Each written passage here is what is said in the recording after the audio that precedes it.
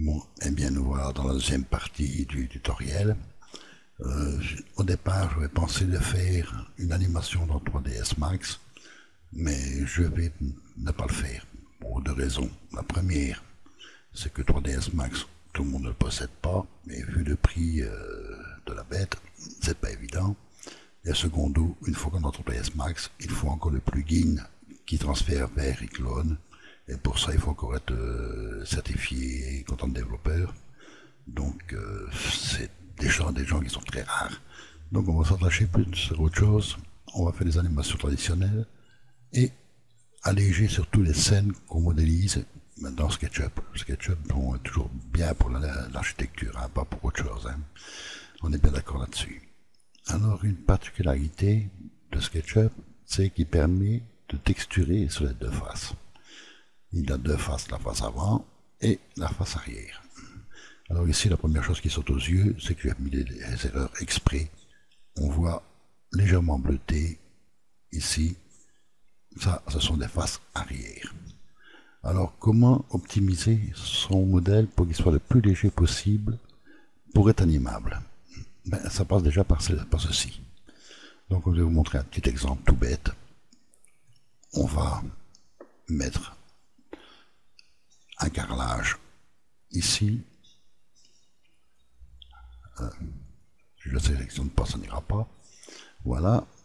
Là, on va mettre des couleurs. Des couleurs par nom. Voilà, on va choisir un beau fuchsia ici. Là, un orange. C'est vraiment pour montrer. Hein. Donc là, un mur marron. Ici, vous voyez, il est blanc, donc ça fait un peu exprès. On va mettre un beau vert, le plus bon goût. Ici, un beau jaune bien criard. Et là, un bleu marine. Voilà. Donc, on a mis quelques textures un peu sur toutes les faces. Mais là, on va mettre des briques, tiens, pour que ce soit bien flagrant. Briques et revêtements. Voilà. Et voilà. Vous voyez qu'elle se pose directement, convenablement, mais bon, c'est pas encore le principe. Alors, ceci, on va l'enregistrer. C'est une copie des fichiers originaux, donc il n'y a pas de mal. Voilà, et là, bien entendu, sur SketchUp 6. Enregistré. Voilà. Maintenant, nous allons aller dans 3D Échange. On va l'ouvrir. Voilà. Voilà. Je vais, si on regarde, je vais retirer la grille. Voilà. Tout est là. Hein. Tout est texturé, on le voit. Maintenant, je vais exporter ceci dans sa version normale. Voilà. Dans le contente, on va le laisser. Voilà, il me l'a exporté. Et l'astuce pour alléger la scène, c'est d'enlever les faces arrière. Et voilà la surprise. Qu'est-ce qui nous reste? Ben, toutes les faces qui étaient texturées sur l'arrière, elles sont disparues. Et on a un grand vide. Donc on ne peut pas les exporter. C'est un peu ça le problème. Bon, maintenant, ça ne sert à rien d'aller plus loin. La scène n'est pas optimisable. Donc c'est là-dessus qu'il faut travailler en premier. Et de faire attention. Bon, on revient un petit peu en arrière.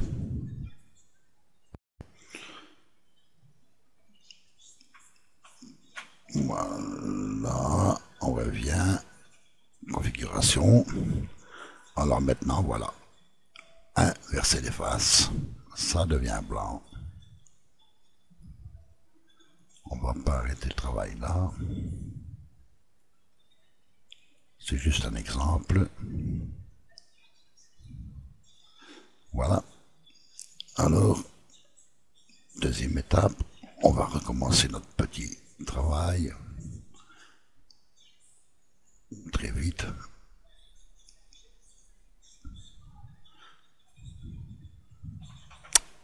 Bon, on va mettre des couleurs. Voilà. On va mettre...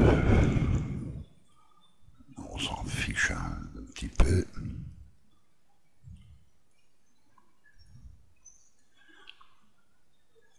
Il aime bien mon jonquillard. On ne rate pas celui-là. Voilà. Et voilà. Donc maintenant, toutes mes faces sont bien blanches. Sauf ici, vous pouvez voir, mais on s'en fiche. Justement, c'est une face arrière. Celle qui nous intéresse est de l'autre côté. Donc maintenant, j'avais de nouveau enregistré. Tiens, mon carrelage, il manque.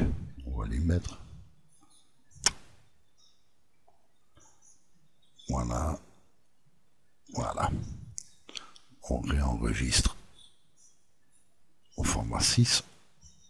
Voilà.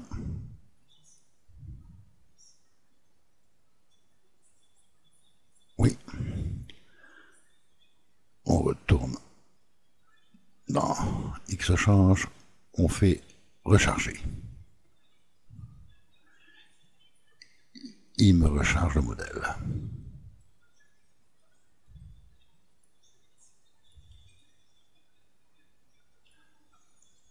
Et voilà. Et cette fois-ci, je vais l'exporter directement comme ceci pour vous montrer la différence. Voilà. Et maintenant, exclut les faces arrière. Et vous voyez que cette fois-ci, plus rien n'a bougé. Alors, on va exporter ceci maintenant, version 1. Voilà. Et on va regarder de suite ce que ça donne. Voilà, il m'a mis ça à jour.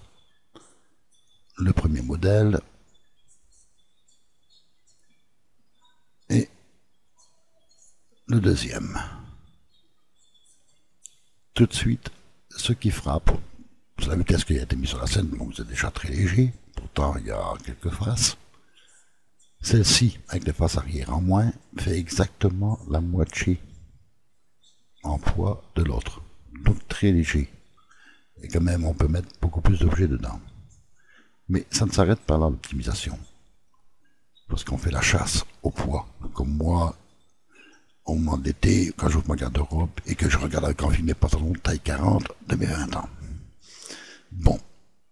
Admettons qu'ici, vous ayez tout texturé. Qu'est-ce qu'on s'aperçoit? Ben, qu'il y a des faces inutiles qui sont créées. Ici, par exemple, on n'a pas besoin de ces faces-là. Donc, qu'est-ce qu'on fait? On va regarder tout de suite le résultat. Vous voyez, 832 faces. Boop. Boop. Ça diminue déjà. 828.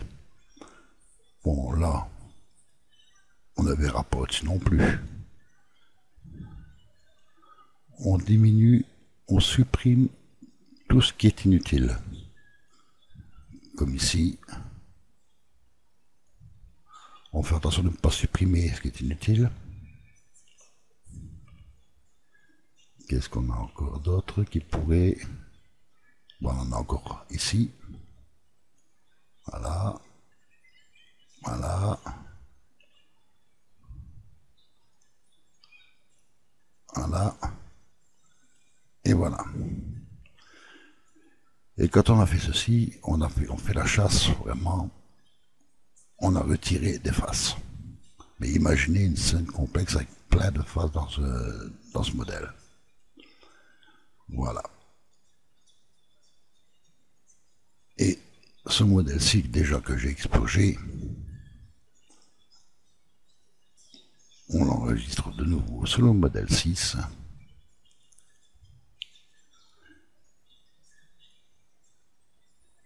Et voilà.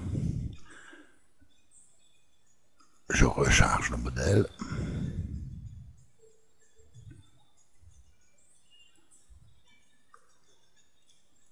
Moi, je vois déjà qu'il est déjà beaucoup plus léger. je resupprime mes faces arrière, qui ne me servent à rien, et j'exporte.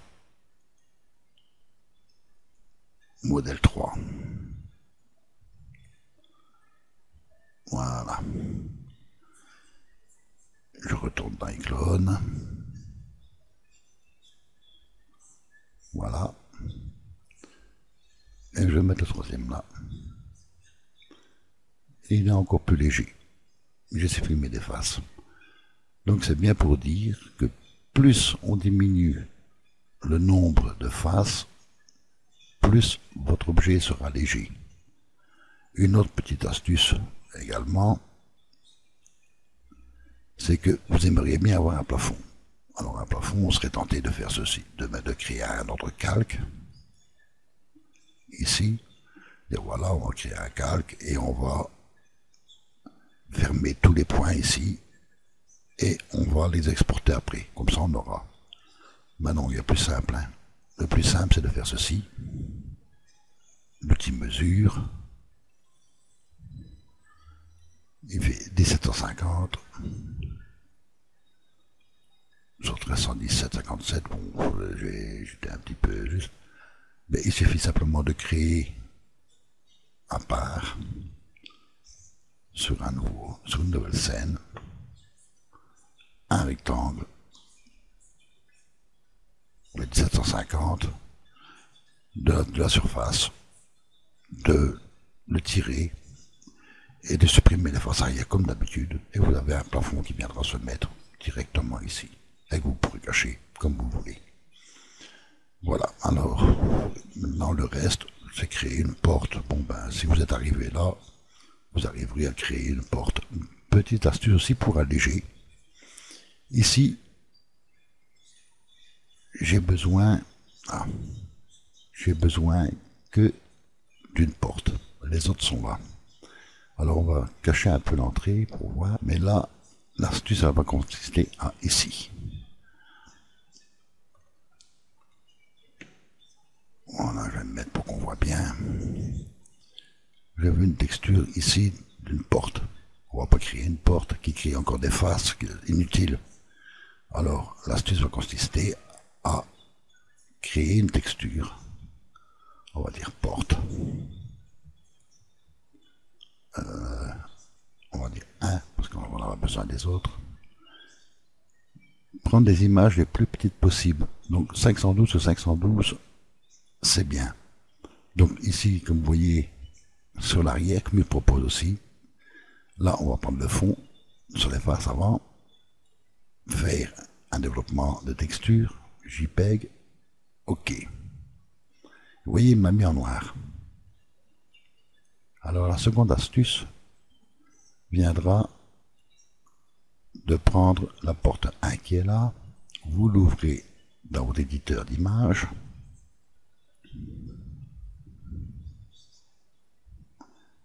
voilà, GIMP est ouvert. Alors maintenant l'astuce elle va consister à mettre notre porte dedans. Donc on va ouvrir un fichier sur le bureau, texture à part, porte, voilà, j'en ai deux, 531, donc c'est celle-ci. Voilà, on va mettre ceci à l'échelle, calque à l'échelle, on va le diminuer, voilà, on va la faire tourner, 90 degrés,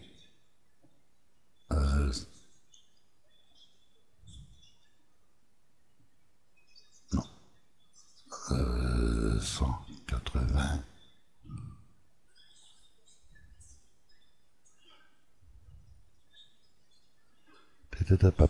allez, on y retourne,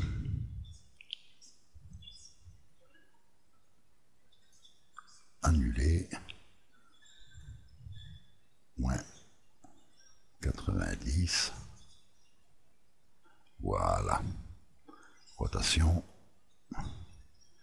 et on va la réduire.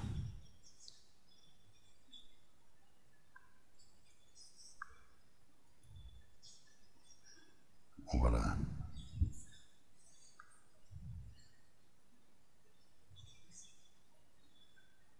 On va encore la modifier un peu.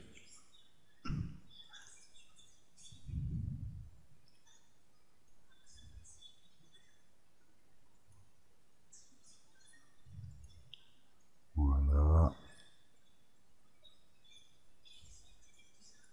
C'est plus simple après pour ajuster.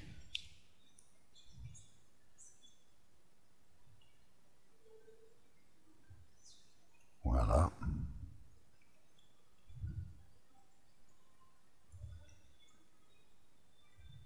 Voilà. C'est tout bon. Alors ici, on va lui rajouter un calque blanc. Voilà. On supprime et ceci, on va le fusionner vers le bas. Quoiqu'on n'est pas obligé, mais c'est pas grave. Et on enregistre. Exporter et enregistrer. Et si maintenant on retourne dans SketchUp, la petite astuce, elle est résolue. Autrement dit, on a créé une porte fictive avec une texture et on a réduit le nombre de polygones utilisés. Voilà. Donc là, c'est qu'une question de décor. Ici, on voudrait avoir également une texture, les murs qui soient, à lui dire d'une couleur, la même chose. Donc là, qu'est-ce qu'on va faire? On va sélectionner ce mur-là,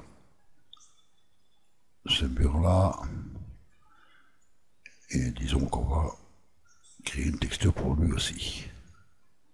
Toujours en 512, donc là on va dire graffiti,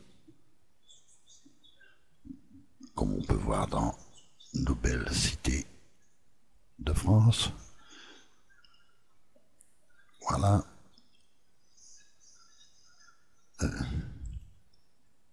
Voilà, GIMP. Vous voyez, l'image elle est là. Donc on va importer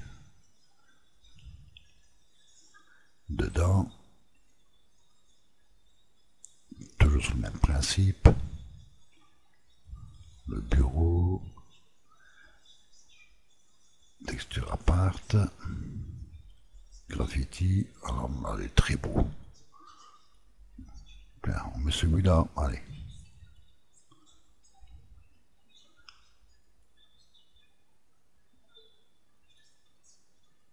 Voilà, il est là.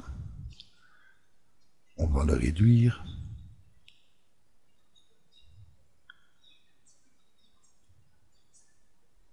Vous voyez qu'il y a deux parties là. Vous voyez là, ça c'est les deux portes. Et ça c'est la porte de l'ascenseur. À l'échelle, voilà.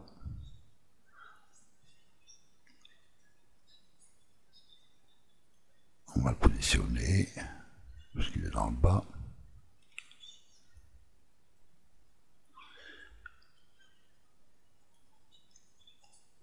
Voilà.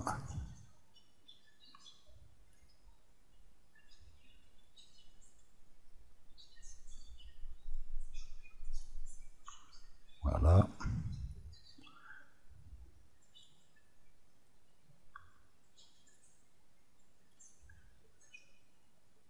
Voilà. Idem, on va lui mettre un petit fond blanc. On va mettre un... Voilà.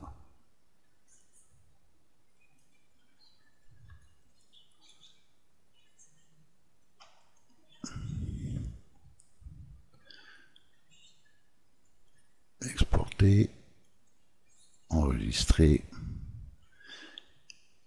et on retourne. Et qu'est-ce qu'on a? Quelque chose de magnifique qui suit dans l'ordre. Vous voyez, il y en a un qui a écrit Karim, là, ça suit. Ça n'a pas mangé sur ma porte. Et c'est impeccable.